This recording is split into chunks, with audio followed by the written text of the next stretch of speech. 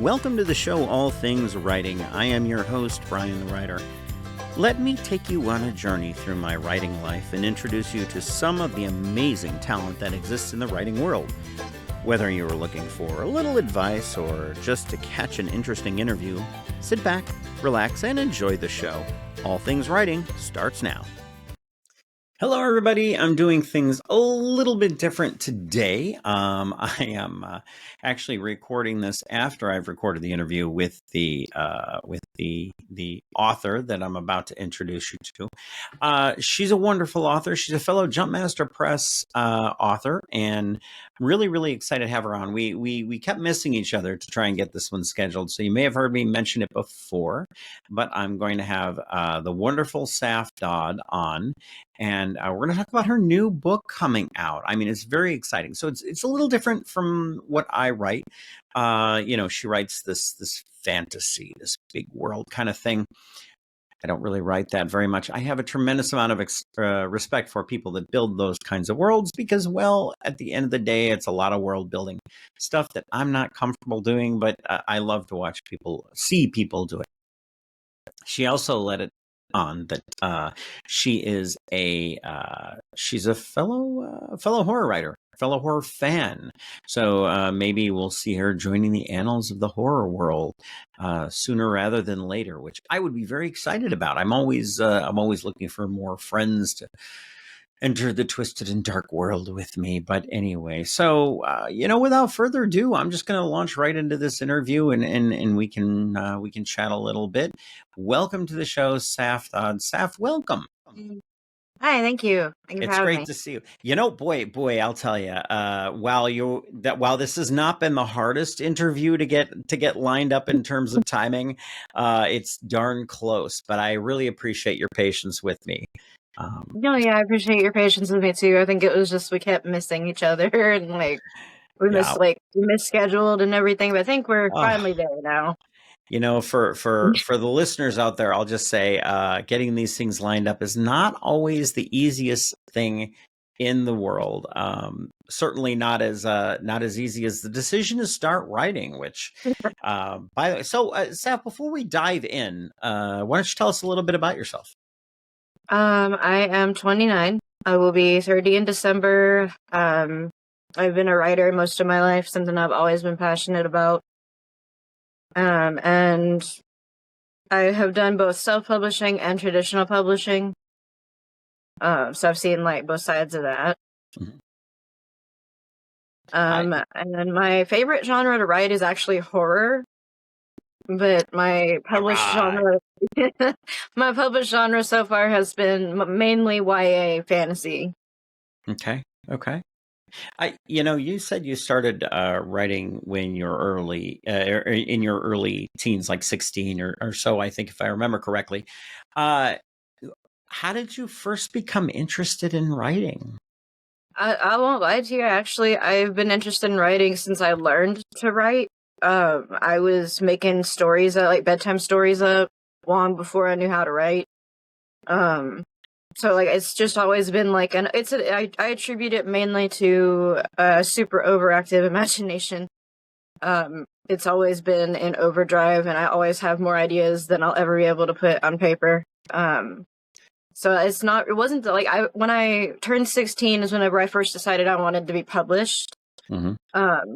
And I knew I wasn't getting taken very seriously as a 16-year-old for obvious reasons. So I did self-publishing through Amazon for my first official novel. Mm-hmm. And it was also a YA fantasy action adventure. So I write that well, I believe. The horror is my favorite genre. Me too. I grew up with a steady stream of horror movies as a child, so I tended to sort of drift that way. Was there something that attracted you to that YA genre that you sort of settled on? I was really always reading way above my grade level in school. Yeah. So I think that maybe the YA was the one that I attached to most because that's what I really mostly read growing up. And it was kind of the genre that I was most familiar with at the time. Mhm. So maybe that's the one that feels more like home because it's like, the whole genre I associate with what I read when I was younger. Sure. Was there a book you can think of that at that age made you think, "Wow, I could write like that"? Um, I think the book that really made me realize like I can write like that was probably one of my favorites. It's called A Drowned Maiden's Hair. Hmm. And it was like it's a melodrama that takes place in like the 1930s. It's Hmm. not typically like it's not a YA fantasy or anything like that, but it was really like it was geared towards YA, but it was Hmm. written in a way that didn't assume that, YA wasn't an intelligent reading group. Like Hmm. it written in a way that felt like it was more of an adult book. It felt Hmm. like more mature, Hmm. and I liked that. I was like, I could do that.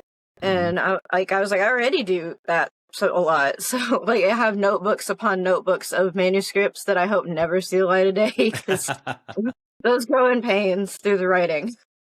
But I have always loved it. And I thought, when I started obviously when I started reading in middle school was kind of like what set the path, I Hmm. feel, Sure. toward Sure. wanting to be a writer and wanting people that were like I wanted people that were my age. Like I was my target audience, at the Yeah. time.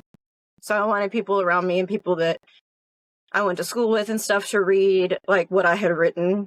Hmm. Um, so it was written for teens by teens at first.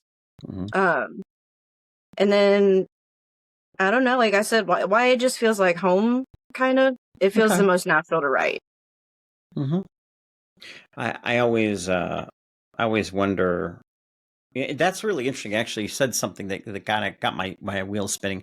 This idea of what it is that I read that feels natural. I don't know if you're familiar with the work of Ronald Malfi, um, a horror writer. He's literally kind of right. He's there for me. So what made me think about it. Mm-hmm. Um, I was thinking in terms of what in the author's journey, because all Mm-hmm. of us, I think, start off with a book that makes us think, wow, that's a great book. That's really, is there any, now, not dropping names, we don't want to be mean to anyone. Have you had an experience where you read a book and you thought to yourself, especially like at a young age, I could do better than that? I have, yeah, sometimes. We don't want to be mean A to few anybody. titles. No, no, I'm not gonna name names or anything. That's just mean. Um, but yeah, I have experienced that. I feel like there is a point in every author's journey where you feel like I could do this. Like, Yeah. feel like why am I not doing this? like wow, that writing there is just absolutely dreadful. Uh-huh. Yeah, Few no. times, yeah. Well, it's just interesting to me because I know at 16 years old, um, I literally, I don't know that I had a decent thought in my head, and so to see you at 16 years old, the younger version of yourself, Hmm. thinking through, what must have went through your mind at the time, that's pretty impressive, honestly. Thank you. It sounds so much cooler than it actually is. Like I said, it's just an overactive imagination that never shuts up. Yeah. It's like it's always been that way. Like I just once I get into the groove of it, the ideas start flowing, and then it's from my head directly onto paper. Mm. Were you like me, one of those kids that had that on their report card at the bottom? Spends too much time in their imagination, kind of thing. I mean, not the imagination part, Mm. but I did spend too much time reading. Mm. Because I was the kid that was always sneaking like the Goosebumps book under the desk while I was in math class or in science class. So I got caught quite a bit Yeah. reading in classes that I shouldn't have. So I Mm. I, I did get like distracted easily by books. That's amazing. I think I had the exact same problem, but I was in my own head. Mhm. I think that does happen to us, a lot of us as writers. Honestly, I think writers, and maybe this was your experience too as a child, I think a lot of times we are we're kind of told not to be imaginative. We're told Yeah. not to, No, yeah, like it's they you get the whole grow up and get your head out of the clouds. yeah. Writing is not a viable career path that'll get you, it's like, so I've heard all that, not from like my mom and my stepdad who've been like my biggest supporters through That's everything. good. That's good.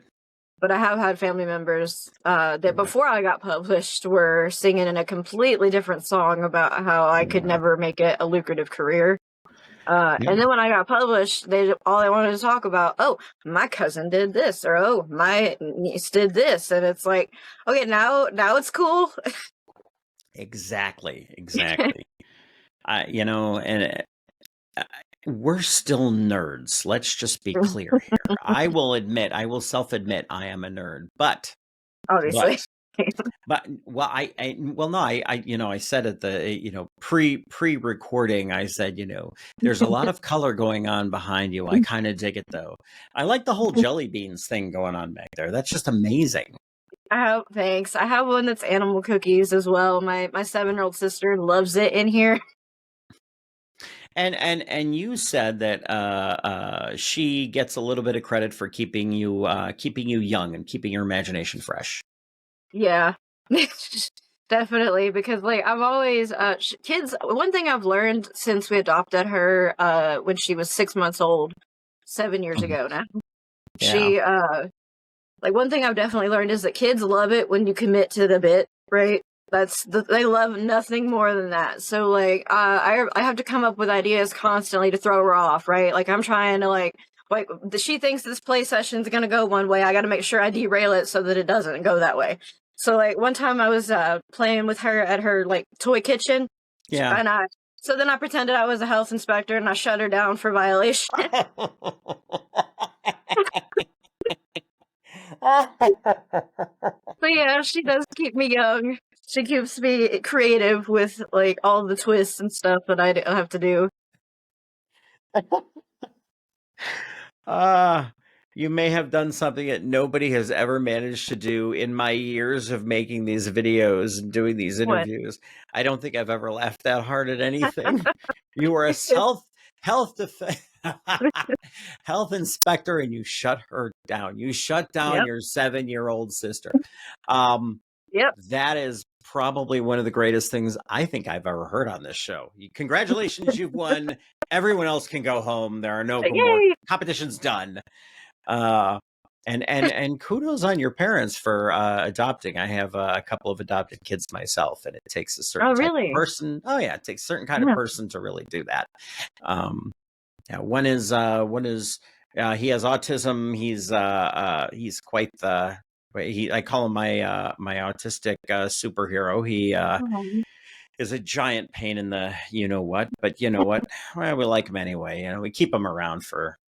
He's funny, And then his sister is a Air Force tech sergeant, active duty type, and good kids, Yeah, they grew up. But yeah, so anyway, we derailed the conversation. That's okay. We did. As happens on all things writing, quite normally. But I once went on a tangent about a baker that I mentioned one time in like 3 books. So I get it. I get it. You do end up. Well, and it's perfectly fine. We do that a lot. I actually once did an interview with a guy who the interview was scheduled for 30 minutes. We went an hour and a half. Oh gosh, yeah. I made 2 shows out of it. It's nice, yeah. But so as you know, and we discussed a little bit earlier, I recently joined Jumpmaster Press. I was lucky enough to become part of the family. And my experience so far has been that working with them has kind of forced me to become a better writer, which is fantastic. But I know you talked about being an indie as well and having that experience. Are there advantages to both? What are your thoughts on that? So I definitely so as someone who has done kind of both, I prefer the traditional publishing route just because having someone there, they have someone for that, right? No matter what the step in the publishing process is, they've got someone for that. You've got someone who does the cover art. You've got someone who handles promotions and like making sure it's listed on all of the major retailers. You have somebody who's on every detail, right? When you're an indie author, it's all you, right? Unless you hire those roles out. Yeah. And I would never expect someone to do them for free, but it's like I can't afford to pay anyone to do it. So, it was just all me. All of it. Yeah. And like, so it's there are pros and cons. Obviously, some of the pros of being an individual author is like, you get to keep all the rights, like all the rights are yours, all the rights to merch. The con side to that is that, making merch and stuff it costs a lot of money.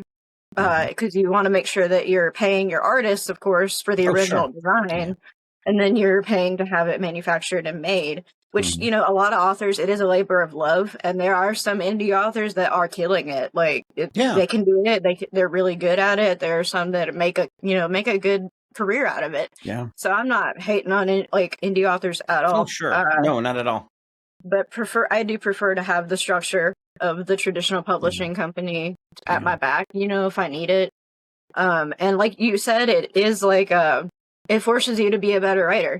I've learned so much from Kyle and Jean and Jeannie, like as the editors, like, I learned so much about my own writing habits that like, oh, I need to fix that, or now it's like automatic. So much I have learned from them is now an automatic part of my writing style and my writing system. Yeah. So I definitely like the traditional route better. Like everything, there's pros and cons to both. So yeah, I think I like I think as an indie, we've got so much weight that we carry around with us all the time. There's just so many things to do with this thing we call writing. Doing it alone is almost impossible. Yeah, but that's great. I mean, now I know you have. No, wait. You don't have. You had your most recent book came out in June, right? Yes. Okay. Yes. Let me. I would like to read, if it's okay with you, the short blurb that's on Amazon, so people can hear that. Yeah. Okay with you? Okay.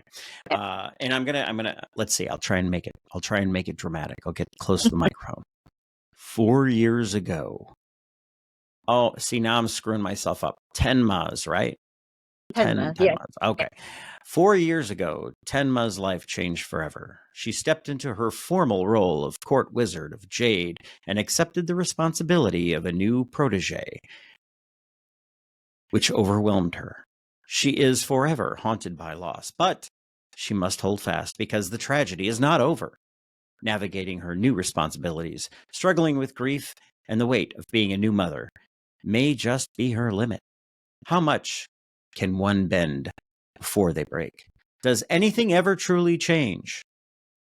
Dun, dun, dun, dun. There we go. Yeah, that was not my best reading. I would need to practice it more. But anyway, You did good. But tell us about this world. Okay, so I am like, there's so much, and I'm so excited anytime someone asks me about the world building of this. Yeah. So Jade is an empire that is heavily reminiscent of, think Tang Dynasty China, or feudal Japan. Okay. Where I've gone to different, like, I did a lot of research into different time periods in those areas. To try and learn as much as I could about cultural stuff, because I didn't want the world of Jade to be this typical medieval Old England dragon kind of setting, Yeah. Like you typically get, which there's nothing wrong with that. Yeah, there's nothing wrong with that. It's tried and true for a reason, but it's not what I wanted for my dragons and my setting.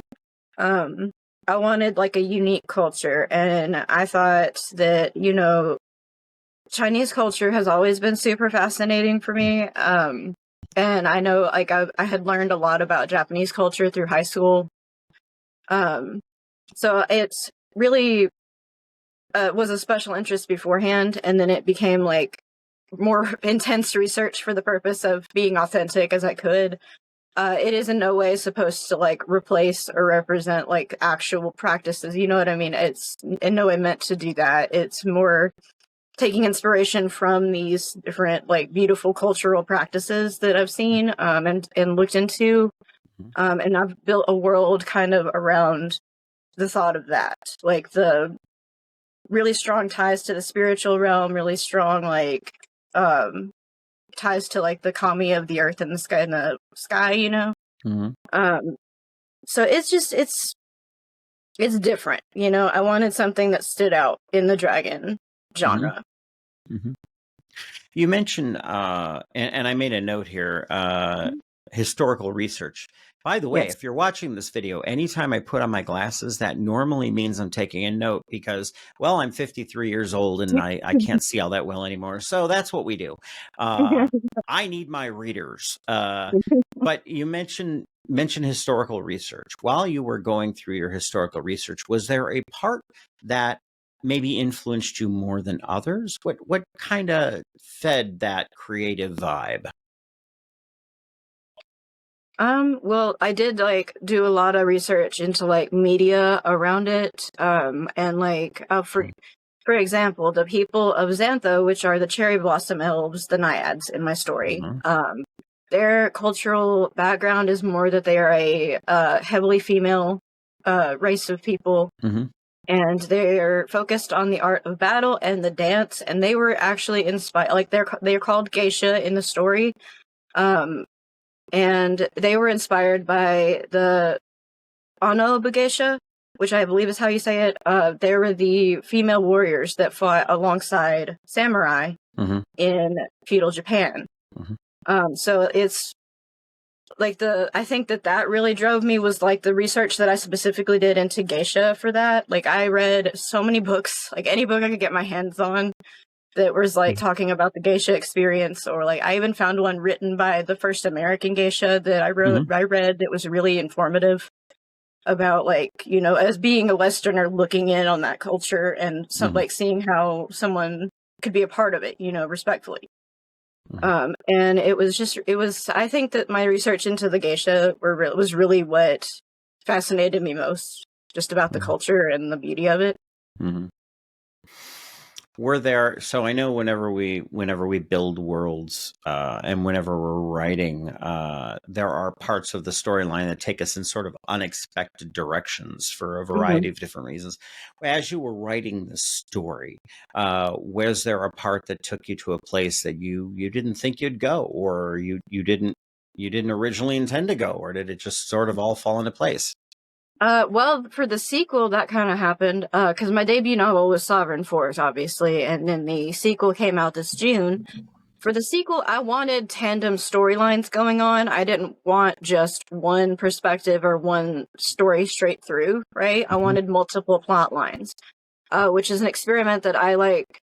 I feel like I did pretty well with this. My editor liked it. She had a few notes about how it was like experimental, and I was like, I know, just trust the process. But it did take me to like a wild place where I thought I had to think about like how the physics of manipulating time would go if you were just peeking into the past. Like if you had multiple points of view and you could see something happen in the past, how would that play out? Like, what would you see? Would it be influenced by your point of views that you had? Would it be? So it like that took me to a weird place. Like I was like, I had to really think about how physics would work in that situation. And it also took me to the place of writing a backstory for a character that I had never planned on putting her backstory in to the series. So I had it written out a while ago. Like I had the basic outline of her background written out, but it was never to be like expressed in the story. So, but I needed like a third hooking plot line for, you know, to weave in there. So I ended up doing Tenma's mother's background story, like her backstory, but Tenma experiencing it through like journals that are written from different points of view. So she wanted to see how accurate it would be. Like she wanted to see it as accurate as it could be. So that was an interesting place to go. Mhm. I love like when a world presents me with like, how would this work in this situation? Like Yeah. realistically, even though nothing about the situation is remotely realistic. I mean that's just part of fiction, right? Is Hmm. we look at our we look at our worlds, and I think sometimes we start down one path and we're like, oh nope, our customer, our customers. I said our customers. I don't know why. Our Yeah, characters decided to go that way. readers. It is really fascinating. Now it sounds like from what I was gathering, there's almost two different and uh, I guess kind of at odds characters in this next book, right? Yeah. Yeah. Yeah, there's new main characters, but it does also follow the old main characters. Like I said, it is a dual storytelling kind of thing. It's what I've been wanting to do in writing for a long time. Mhm. Just haven't been brave enough to try and kind of experiment with it. But now that I am a little bit established, I'm like, okay, well, see if we can establish my writing style now, you know? Yeah. Yeah, yeah. So is your antagonist is telling their point of view as well, right? The antagonist. So yeah, it does have a couple of glimpses into the antagonist Hmm. side of things, like how things came about, because I originally didn't intend to have anything to do with the antagonist's point of view in there Hmm. because it just didn't like it didn't wasn't what I was planning for anyway. And then I realized there were some plot points that would not make sense unless they were told from the point of view of the antagonist. So Hmm. I managed to pepper in a few scenes to make it flow better than Hmm. just like, just the essential scenes. Because if I just did just the essential scenes, it wouldn't flow very well because you're like, okay, well, why did we randomly go off on that tangent? You have Hmm. to make it like plausible in someone's head, you know? They Yeah. suspend their belief a certain amount, but when they, even when you're reading a fiction story, you're like, how would that even work? Like, that makes no sense. Yeah. Yeah. Yeah. Absolutely. Uh, when you so you when you're building your main characters, where are you drawing them off of? Is it predominantly people in your own life, or are you borrowing from literature that you've read before? So when it comes to character creation for me, it's more like a mixture, right, Mm. of characteristics that I admire in people that I know. Sometimes and like an aesthetic of someone that I know, like aesthetically they'll look like someone I know, or Yeah. like it's more often than not that they look like characters in stories that have inspired me. Mhm. Uh, so that like I base their like I'm a very visual person, but I'm also a very like descriptive, word wise person. Mhm. So like I have a very distinct look in mind for most of my characters, right? Like if I think of this character, I can usually draw up a pretty detailed image in my mind of what they look like. Yeah. So aesthetically, it's more based off of like stuff that has inspired me as far as like stories go or visual novels, Mhm. and then like they're made up of like some of my flaws and some of my own issues. I like Yeah. to think that I give them all like a little pearl of trauma that I've they're just walking around with all of my issues. Um, but it's so like I do put a lot of myself in them, but it's also like I said, characteristics that I really admire in Yeah. people that I know or people that I know of. So it's Mhm. just really a draw on the world around me, kind of like factors. It kind of depending on the story I'm trying to write, it also kind of decides what character gets created and Sure. what kind of nuance and like facets of their personality Mhm. they're gonna have. I always say we are at our core as writers, we are the sum of our parts. Hmm. Yeah. We are that experience from childhood all the way up until today. We are Yep. we are that accumulated experience. Um, so let me ask you this. So you've got this book, it just came out. Hmm. What's next? Well, I'm actually trying to break into adult fiction, which is not like super mature themes adult fiction. I mean Mhm. like more mature themes adult fiction, Mhm. like more mature than what I've covered. Mhm. Which I've covered some pretty heavy stuff. But I do want to lean more towards a mature audience, so like more towards new adult, if you know what that is. Yeah.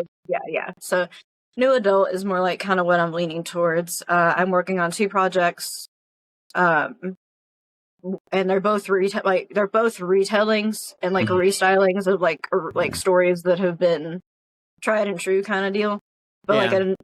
like a really original twist, I feel, Mhm. on both of them.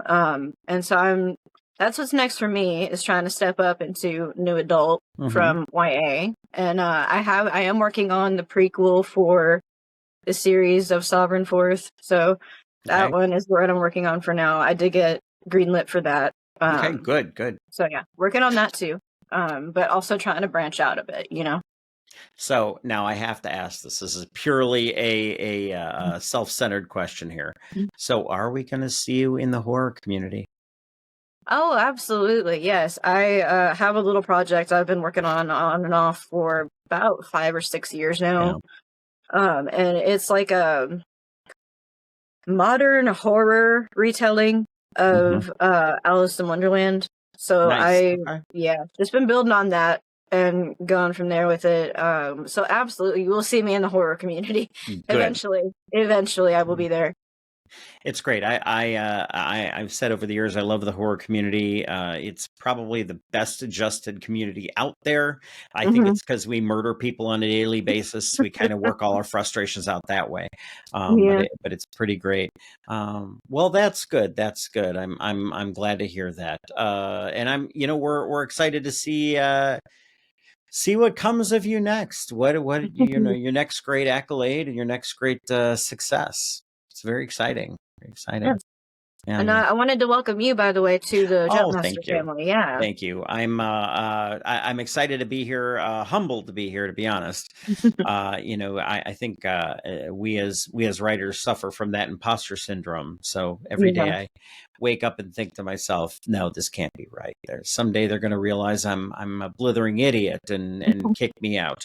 Um, one of I these have that days. feeling a lot, so you Yeah. are not alone in that. Yeah, I get Yeah. that feeling a lot. Yeah, I suspect we're all in good company in that result, Hmm. or in that vein. But Yeah, yeah, yeah. definitely. Well, Saph, it's been a tremendous pleasure. I really appreciate you taking the time. And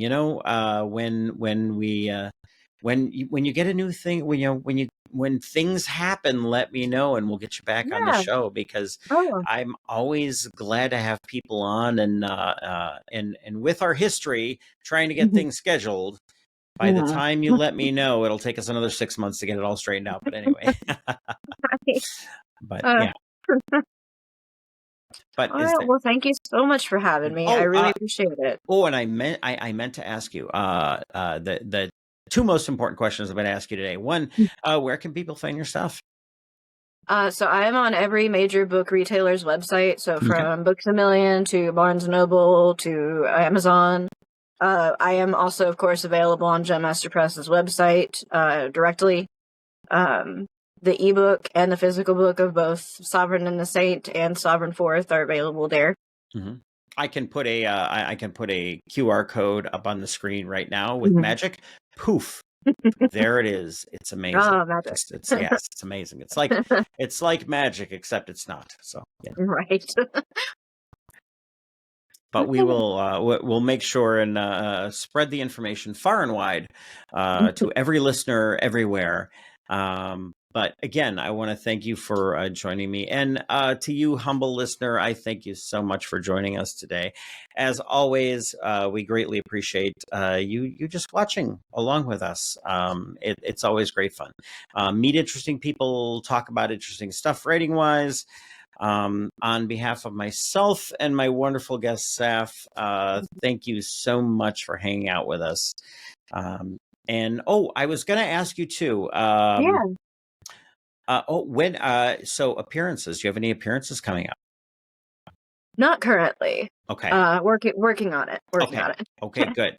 Good. Good. Well, definitely let me know when Mhm. you get that out there, and we'll share it with the all things writing community so they can see where everybody's going to be. So, Yeah. Again, this is Brian and Saph. Thank you very much for listening. On behalf of All Things Writing, this is Brian and Saph signing off. Bye.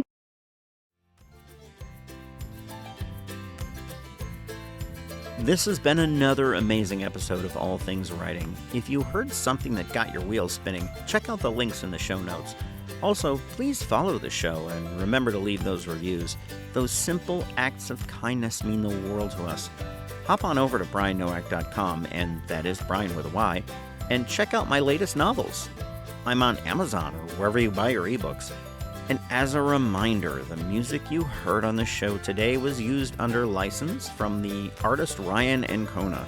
Thanks for listening to the show and have a blessed day.